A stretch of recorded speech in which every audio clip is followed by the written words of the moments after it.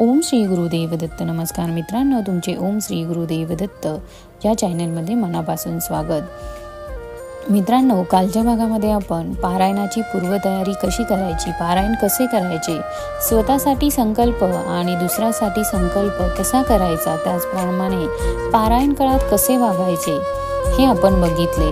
तुम्ही जर कालचा व्हिडिओ बघितला नसेल तर डिस्क्रिप्शनमध्ये लिंक दिली आहे, त्यावर क्लिक करून तुम्ही बघू शकतात.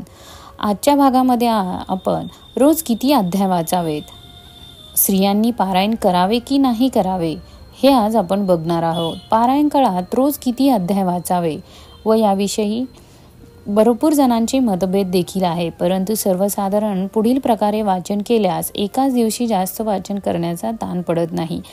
पहिल्या दिवशी 1 ते 6 अध्याय वाचावे, दुसऱ्या दिवशी 7 ते 12 अध्याय वाचावे, तिसऱ्या दिवशी 13 ते 18 अध्याय वाचावे, चौथ्या दिवशी 19 ते 24 अध्याय वाचावे, पाचव्या दिवशी 25 ते 30 अध्याय वाचावे, सहाव्या दिवशी 31 ते 36 अध्याय वाचावे, सातव्या दिवशी 37 ते 40 अध्याय वाचावे. रोजच्या वाचनानंतर आरती प्रसादाबरोबरच शक्यतो देवापुढे दीप जाळावा. धुपामुळे दैवत जागृत राहते, तसेच धुपाच्या सुवासामुळे आपले मन देखील प्रसन्न राहण्यास मदत होते. देवाला हिना अत्तरही लावायला मात्र विसरू नका. पारायण पूर्ण झाल्यावर शिव किंवा दत्तात्रेय यांचा अभिषेक करावा. तसेच ब्राह्मण व सुवासिन यांना भोजन, विडा व दक्षिणा देऊन तृप्त करावे. स्त्रियांनी पारायण करावे का? श्री नवनाथ भक्ती ग्रंथाचे पारायण स्त्रियांनी करावे का, असा प्रश्न पुष्कळदा विचारला जातो. याचे कारण श्री गुरुचरित्र हा ग्रंथ स्त्रियांनी वाचू नये अशी स्पष्ट आज्ञा प्रसिद्ध दत्त अवतार श्री वासुदेवानंद सरस्वती उर्फ टेंबेस्वामी महाराज यांनी आपल्या श्री शिक्षा या ग्रंथात दिली आहे.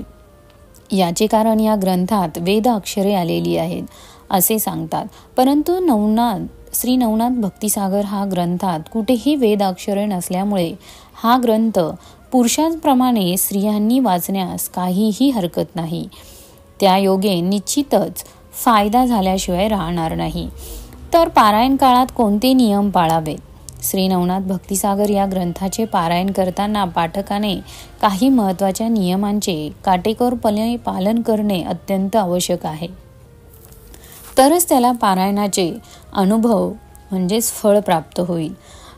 पहिला नियम म्हणजे वाचन स्नानानंतर अंगाला भस्मलेप करून करावे. भस्म कपाळावर, दोन्ही दंडांवर, हृदयावर व गुडघ्यांना लावावे व ते लावताना भस्मलेपनाचा मंत्र अथवा केवळ ओम नमः शिवाय एवढेच म्हणावे. 2. वाचन मनात न करता स्वतःला ऐकू जाईल इतक्या मोठ्या आवाजात करावे. या योगे ध्वनिकंपने निर्माण होऊन वातावरण शुद्ध होते. 3. रोजचे वाचन संपेपर्यंत मध्येही काही बोलू नये. 4. वाचन पूर्ण एकाग्रताने व्हावे. तो कथा प्रसंग डोळ्यापुढे उभा राहणे आवश्यक आहे. 5. 7 दिवसातच वाचन संपवावे व या काळात देवापुढे अखंड नंदादीप तेवत ठेवावा. 6. या काळात सात्विकच अन्न सेवन करावे. 7. तसेच कडक ब्रह्मचर्य पाळावे. 8. या काळात ओम चैतन्य गोरक्षनाथाय नमः या मंत्राचा जमेल तितका जप करावा. 9. पारायण काळात बाहेरची काहीही खाऊ पिऊ नये. 10. या काळात आत्तत्वार्थ भाषण शिव किंवा दत्त यांची स्तोत्रे म्हणावीत. 11. रोजचे वाचन संपल्यावर नाथांची मानस पूजा करावी. 12. काहींच्या मते पारायण काळात नेहमीप्रमाणे पोथी बसनात बांधून ठेवू नये, झालेल्या अध्यायापर्यंत उघडीच ठेवावी. 14. शक्यतो पूर्व या पश्चिम दक्षिण दिशेस तोंड करून बसावे. 15. या 7 दिवसात शक्यतो जमिनीवर चटई वा कांबळा टाकून डाव्याच कुशीवर झोपावे. पारायण संपल्यावर पोथीची पूजा करावी व सांगतेच्या दिवशी भोजनात भाजणीच्या पिठाचे वडे करावेत. तसे नियम सांगायचे तर नियम पुष्कळ आहेत, परंतु त्यातील अगदीच महत्त्वाचे तेवढेच सांगितले आहेत. साधकांनी आणखी एक महत्त्वाची गोष्ट लक्षात ठेवावी, ती अशी की प्रत्येक पारायण केल्यावर काही दिव्य अनुभव येतीलच असे नाही. अनुभव येणे न येणे हे तुमचे मन, शरीर किती प्रमाणात शुद्ध झाले आहे व तुम्ही किती भक्तिभावाने व तळमळीने पारायण केले यावर अवलंबून आहे.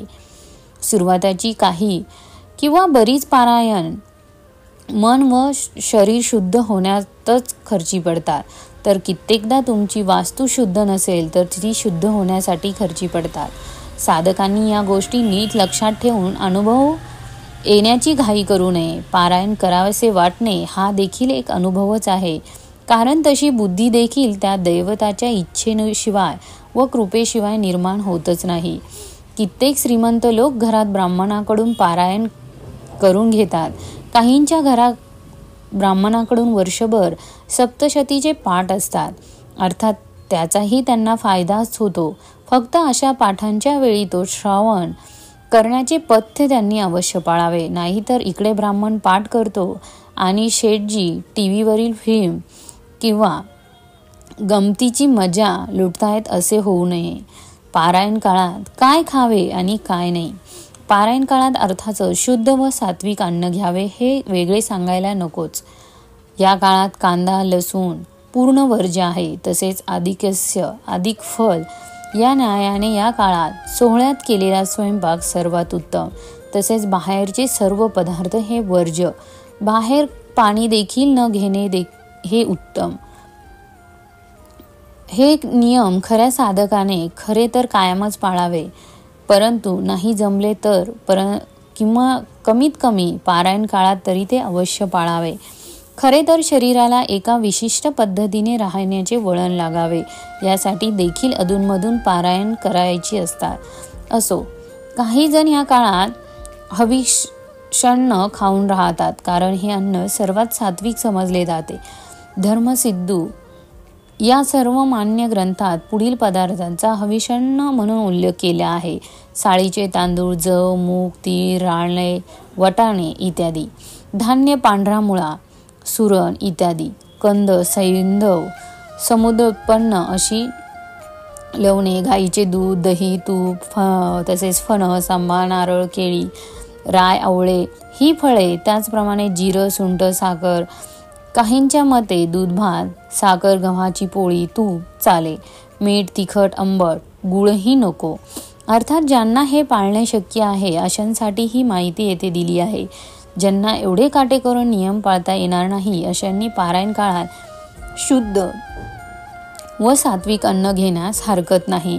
आता पोथी संबंधित काही विशेष नियम देखील सांगितलेले आहे, ते आपण व्हिडिओ मोठा होत असल्यामुळे पुढच्या भागात बघणार आहेत.